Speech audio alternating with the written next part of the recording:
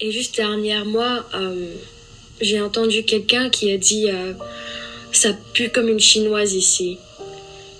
Et à ce moment-là, on m'a poussée et je suis tombée des escaliers et je me suis blessée.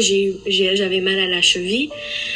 Désolée, c'est un peu difficile pour moi d'en parler parce que justement, moi, j'étais très choquée parce que déjà, on m'a agressée verbalement plusieurs fois. Et déjà ça, ok, moi je pleure très facilement.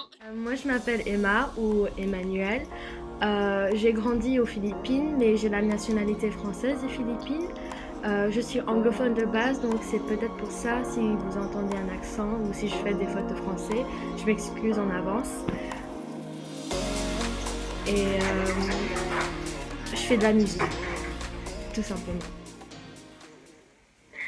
Emmanuel, oh my god, ça filme. Parce que j'étais en train de faire des visages bizarres. C'est un grand plaisir de pouvoir te recevoir sur ma chaîne aujourd'hui sur le Emania Show, sur le thème de la Société des oubliés, comme à chaque premier du mois à midi. Alors, tu m'avais expliqué que tu avais été agressée, justement, lorsque tu prenais le métro, mais physiquement. Est-ce que tu peux nous expliquer ce moment-là et qu'est-ce que tu as ressenti? Je rentrais encore du travail et cette fois-ci, je n'avais pas vu le visage de la personne, mais en fait, je descendais des escaliers et il y avait les derniers pas et juste derrière moi, j'ai entendu quelqu'un qui a dit ça pue comme une chinoise ici. Et à ce moment-là, on m'a poussée et je suis tombée des escaliers et je me suis blessée. J'avais mal à la cheville. Désolée, c'est un peu difficile pour moi d'en parler parce que justement, moi, j'étais très choquée parce que déjà, on m'a agressée verbalement plusieurs fois. Et déjà ça, ok, moi je pleure très facilement en général. Est-ce que je peux le dire en anglais encore? Vas-y. So, when I was pushed, I just remember being on the floor and then just thinking to myself like, wow, this is what it's gonna be like for me. Like, if this virus continues, like, I've never been assaulted physically in my life. That was the first time it happened to me. But I never thought that I would be physically assaulted in France because I am French. That's the thing. Like, there's no problem with being Chinese, but the fact that I am home. All the time people tell me, go back to your country, go back home. But I am home. This is where I am from. And you're telling me to leave where I know I can go back to the Philippines, but I'm still supposed to be part of this country, but I'm not treated like that. And if you can just push me and say, ça pue comme une chinoise ici, then I just feel like trash. I literally was on the floor and I was there and I couldn't get back up because my ankle was hurting. So I was having a hard time getting back up. And I just remember feeling this flood of emotion and like my heart kind of like breaking, kind of like I don't know, it was just like this sudden feeling of just deep sadness and shame that something like this was happening to me, because you don't expect it to happen to you until it does. Comment dire, de te rejeter toi-même parce que tu te sens rejeté en partie par certaines personnes qui sont quand même en grande majorité racistes. Bah, comme je te disais tout à l'heure, souvent je voyais, quand j'étais en public, je voyais que je me baissais la tête comme si je voulais me cacher parce que j'avais peur qu'on allait voir que j'étais asiatique, j'avais peur qu'on allait réagir d'une manière négative envers moi après cet incident-là. Et je commençais à... C'est pas vraiment que je commence à me rejeter parce que j'ai pas honte de qui je suis, mais c'est plutôt que je voulais plus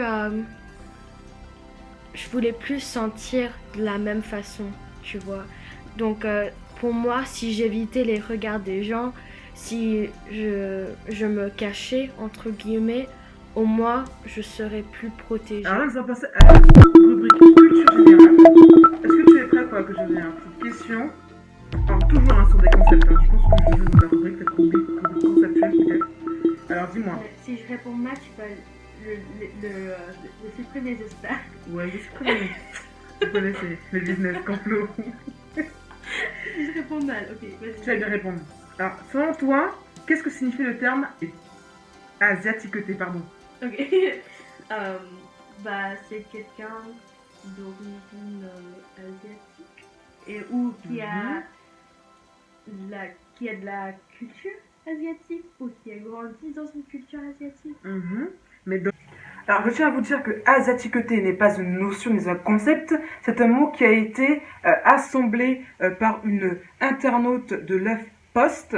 Donc, asiatiqueté vient de l'assemblage entre asiatique et étiquette. C'est pour montrer l'amalgame qui est fait entre être chinois et tous les pays constituant l'Asie. Comment tu le vis?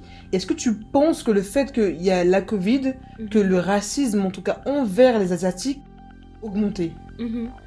Bah pour te dire, oui, je suis asiatique et j'ai une date asiatique d'ailleurs. Souvent, quand on me voit, on ne voit pas forcément que je suis française. Même en général, avant le Covid et tout ça, on avait du mal à dire que j'étais française. Ça me dérange pas, mais en gros, mon problème, c'était le fait que dès qu'on me voit, on dit que je suis chinoise. Et ceci n'est pas vrai. Comme vous le saviez, moi je suis philippine, française. Ceux et celles qui ne savent pas, les Philippines se situent en Asie du Sud-Est, à l'ouest du Pacifique. Manille est la capitale des Philippines. Et c'est juste que moi, depuis le coronavirus et la pandémie, et notamment depuis le confinement, j'ai vu une augmentation de racisme, ça se dit en français? Racisme, ouais, une augmentation de racisme. Du coup, même avant le coronavirus, on me faisait souvent des commentaires ou des remarques racistes. Quand je me promenais dans la rue, c'était toujours petite chinoise, on me disait à chaque fois. Mais pendant le confinement, la situation est devenue de plus en plus grave. Et j'ai senti, je ne sentais pas en sécurité la plupart du temps quand je sortais pendant le confinement. Et ceci est important parce qu'il y a beaucoup d'Asiatiques qui sont dans ma situation. Et je sais ceci parce que j'en ai rencontré d'ailleurs, ou même aux États-Unis, je sais que la situation est encore plus grave. Et moi, j'attendais à voir ça aux États-Unis, mais pas en France. Du coup, ceci m'a beaucoup choquée quand ça m'est arrivé, en fait. Et c'est important à en parler parce que les gens ne se rendent pas forcément compte que ceci arrive, en fait. Mes amis ici en France ne savaient pas qu'il y avait une telle réaction envers les Asiatiques. Jusqu'au moment que j'en ai parlé, en fait. Est-ce qu'il y a du sens là? Oui, il y a vraiment du sens dans ce que tu dis. Donc, ma question qui vient automatiquement, c'est, selon toi, est-ce que l'épidémie révèle un racisme qui était déjà présent parmi la population française? Ah oui, tout à fait.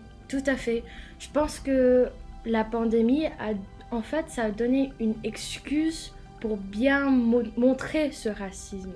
Parce que avant, ce qui concerne le racisme contre les Asiatiques, souvent quand on me faisait des remarques, on disait tout souvent que c'était juste une blague, qu'il ne fallait pas le prendre au sérieux. Le nombre de fois que j'ai entendu des blagues asiatiques que de chinois, et on m'a dit « Mais Emma, pourquoi tu ne rigoles pas? C'est juste une blague. » Mais non, pas du tout, c'est pas une blague. Quand on m'appelle une chinoise, c'est pas une blague, c'est une micro-agression, en fait. Et au métro, et on se parlait en anglais. Parce que nous, on est anglophones, on préfère parler en anglais. Et il y avait une femme qui était assise, elle nous regardait. Et du coup, elle m'a dit quelque chose. Mais je ne lui ai pas entendu au début parce qu'il y avait beaucoup de bruit dans le métro. Donc après j'ai dit excusez-moi, je vous ai pas entendu, qu'est-ce que vous avez dit? Elle m'a regardée, je rigole pas, elle m'a fait est-ce que vous me comprenez mieux maintenant? Avec tes yeux, tu vois le truc vraiment, il y a des choses comme ça. Et au bout d'un moment, j'étais pas du tout contente, bien sûr, et je me suis retournée, je voulais plus entendre ce qu'elle avait à dire. Mais mon frère, il a essayé de l'écouter un petit peu plus. Elle a dit oui, moi je comprends l'anglais, donc je comprends ce que vous dites. Et elle a dit donc vous venez d'où? Parce que je vois que vous avez les yeux comme ça. Donc elle a fait deux fois. Et mon frère, il a dit bah on est français et philippin. Elle a dit français, elle a dit philippin, chinois, de toute façon ça annule ton côté français. Elle m'a dit ça dans le métro. Elle nous a dit ça. Donc bien sûr, moi j'étais pas du tout contente parce que je suis quand même une française. Et c'est juste ce genre de choses, c'est ce genre de réaction qui m'arrive très souvent en France. Et on n'attend pas forcément à voir ça en France. Donc, Et pourquoi tu sembles très étonnée de ne pas attendre cela en France? je pense parce que moi, en grandissant aux Philippines, j'ai idéalisé entre guillemets la France. Parce que aux Philippines, tout ce qui est blanc, on adore. Quand il y a un blanc, soit quand il est américain, français, européen, toujours il y a une sorte d'idéalisation où les gens veulent être comme eux. Moi, je sais dans mon lycée, quand je grandissais toujours, les garçons qu'on trouvait les plus beaux, c'était les blancs, vraiment, on voulait être blanc, on peut dire. Donc moi, en venant en France, je me suis rendu compte que j'idéalisais beaucoup trop la France parce que je quittais un pays en développement pour un pays développé et je n'attendais pas à avoir une telle réaction envers moi. Parce que... Je vois, c'est super intéressant ce que tu dis. Emma, c'est vraiment... Et franchement, je suis étonnée de ce que tu me dis. Que ces derniers temps, donc par rapport à la Covid, mais pas par rapport que à cela, est-ce que tu as eu l'impression, est-ce que tu as eu un sentiment d'être mal à l'aise par rapport à ton apparence? Alors quand je dis apparence, c'est le côté où ben tu apparais chinoise. C'est parce que je sais, notamment pendant le confinement, quand on a été plus raciste envers moi, plusieurs fois on m'a agressé, on m'a insulté dans le métro par exemple. Et comme je t'ai raconté tout à l'heure, je rentrais du travail. Il y avait un groupe d'hommes qui commençaient à m'insulter en me disant que j'étais chinoise, que j'avais besoin de rentrer dans mon pays, que c'était à cause de moi qu'il y avait le virus et qu'on ne voulait pas de moi. Et bien sûr, moi j'étais émotionnelle, donc je commençais à pleurer, je me suis mis à pleurer. Et il n'y avait personne dans le métro qui m'a défendue en fait. Et donc à ce moment-là, je me sentais très seule parce que je me suis rendu compte qu'il n'y avait pas vraiment cette sorte de solidarité que j'attendais à avoir. Et après ce moment-là, j'avais un petit peu peur d'entrer dans le métro. Juste pour te dire, j'ai même demandé à mon copain plusieurs fois peut-être de venir avec moi parce que je ne me sentais pas du tout en sécurité. Et je pensais, ah oui, c'est peut-être car je suis asiatique, c'est parce qu'on a peur de moi, ils pensent que j'ai le virus, même si je n'ai jamais testé positif au virus d'ailleurs, genre jamais. Mais vraiment, je sais pas, je pense peut-être c'était juste que j'étais un peu insecure, entre guillemets. Mais je sais plusieurs fois, j'ai vu des gens qui s'écartaient de moi, par exemple dans le métro, ou qui quittaient la voiture quand j'entrais. Et du coup, c'est notamment ces moments-là où je sentais vraiment mal à l'aise dû à mes apparences, en fait, dû à mes yeux. Au bout d'un moment, c'est juste, je me suis rendu compte que je ne peux rien faire. Et du coup, maintenant, ça va mieux. Et heureusement, ça s'est calmé, mais pendant quelques semaines, j'avais vraiment peur, c'est sûr. Et oui, je pensais à mes apparences pour répondre à ta question. Je vois, c'est super intéressant. J'espère que ça vous intéresse vraiment ce qu'elle dit, parce que c'est très très très important et très très fort. Emma, t'as choisi quoi comme MV3? Chinois. Bah, ça m'étonne même pas. Bien sûr, tu vas choisir chinois. Parce que maintenant, t'as un avantage, vu que t'es asiatique, on parle tous la même langue.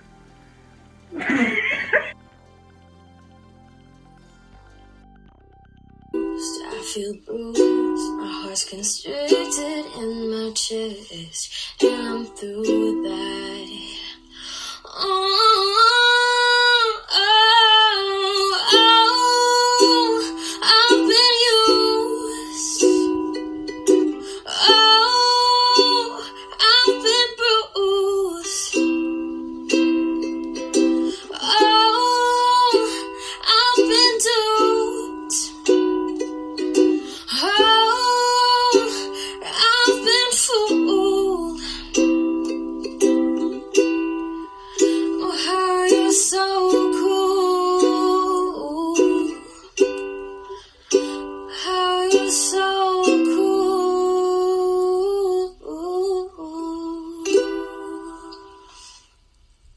Tu parlais de l'humour. Mhm, De l'humour, on te disait, ben, pourquoi tu ne rigoles pas alors que c'est une blague? mhm. Donc, je vais repartir sur ça pour te dire qu'en fait, je sais pas si en 2016, je sais pas si tu as suivi un peu le sketch de Kev Adam. Je ne pense pas. Mais... Kev Adam, en fait, il écarquille les yeux et il imite l'accent chinois. Il imite l'accent chinois et le public éclate de rire. Mhm. Alors, la question que je te pose, c'est est-ce que devrait-on imposer une limite à la liberté d'expression quand des humoristes ou encore quand des personnages publics utilisent l'humour, la rhétorique pour renforcer des clichés envers une communauté? Bah, je pense qu'il doit sûrement y avoir des limites. Je sais que dans mon expérience, tout le temps, on me dit des blagues comme ça, vraiment avec les yeux et tout ça.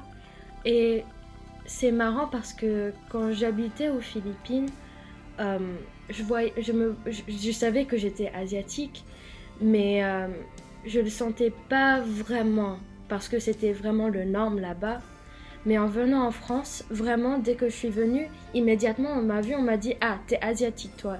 Ah, t'es chinoise, toi. » Même si ce n'était pas vrai. Et c'est à ce moment-là où je me suis rendu compte que j'étais vraiment visée, entre guillemets, comparée aux autres, comparée aux blancs, par exemple.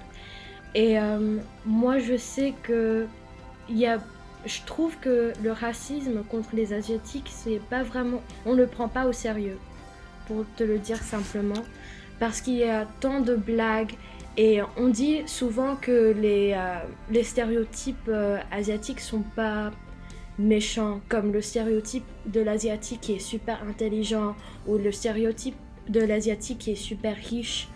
Mais au final, oui, ça nous impacte. Bien sûr, on n'était pas face aux mêmes agressions que d'autres.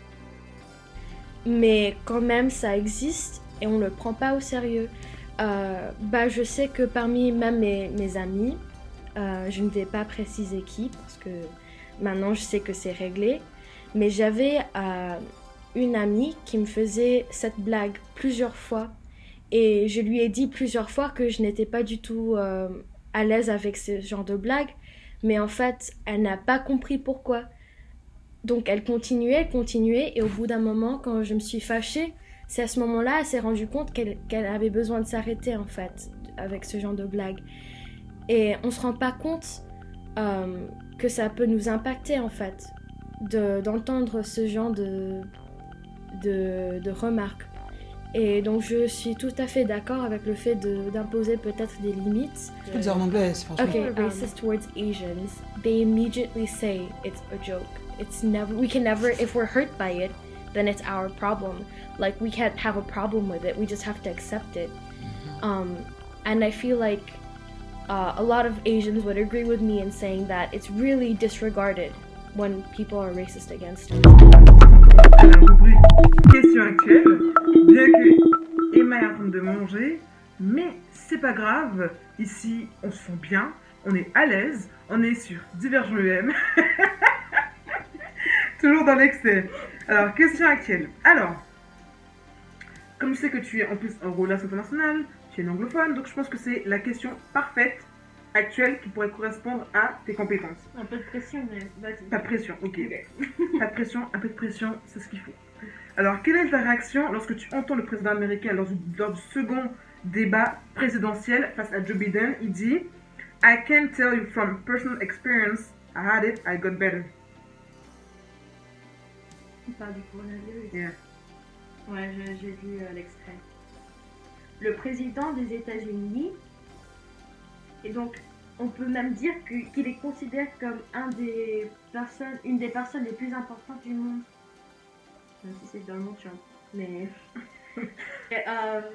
bien sûr, c'est plus facile pour lui. Mais si tu regardes la situation de la sécurité sociale et tout ce qui est healthcare aux États-Unis, c'est une catastrophe.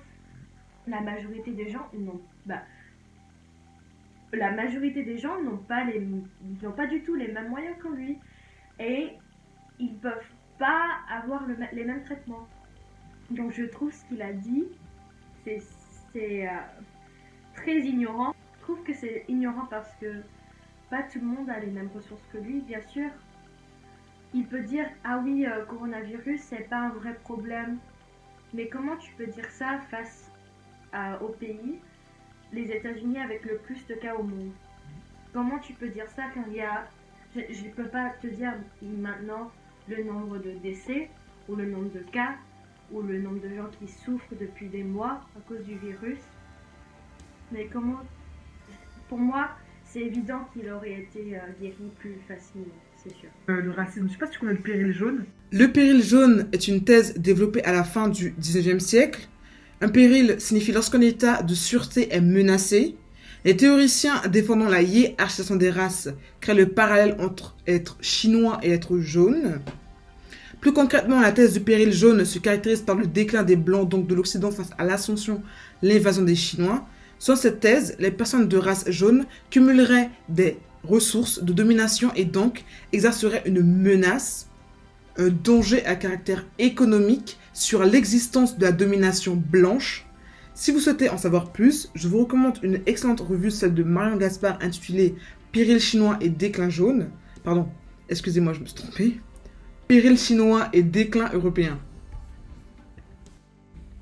En fait, c'est exactement ça parce que je sais que le sentiment raciste contre les Asiatiques, ça a vraiment été renforcé à cause du virus. Par exemple, Donald Trump qui appelle coronavirus the Chinese virus.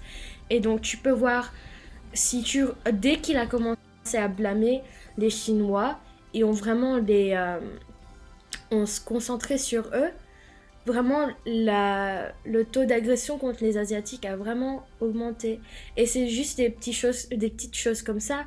On dit, notamment aux États-Unis, à dire le Chinese virus, c'est pas raciste du tout parce que c'est vrai que ça a commencé en Chine. Mais par exemple, the Black Plague, on dit pas que c'était the European Plague, on dit que c'était le Black Plague. Donc pourquoi il y a une sorte de précision contre les Asiatiques et contre les Chinois par rapport à la pandémie? Il y a une sorte Justement, la pandémie, ça n'impacte pas seulement les Chinois, ça impacte le monde entier. Donc pourquoi on a besoin de préciser Chinese virus? Bien sûr, je sais pas si c'est tout à fait lié au sujet ici, mais je trouvais que c'est un peu injuste d'avoir précisé ça, parce que... Je tiens à vous rappeler qu'une partie de la communauté asiatique a longtemps été associée aux maladies, à un manque d'hygiène. Ça ne date pas depuis l'apparition du virus ou même du propos ou des propos du président américain quand il dit le virus chinois, puisque à la fin du 19e siècle, il y a un soldat américain, William Buckner, qui crée un lien étroit avec la communauté asiatique et les maladies endémiques. On considère même que sa lettre est un nouveau volet au péril jaune, comme quoi la communauté asiatique représente un danger pour les pays occidentaux. Et donc, ce n'est pas nouveau, je tiens à vous le rappeler, et le racisme envers la communauté asiatique n'existe pas, n'est présent. Excuse me, low battery. Excuse me, you're interrupting me. J'avoue.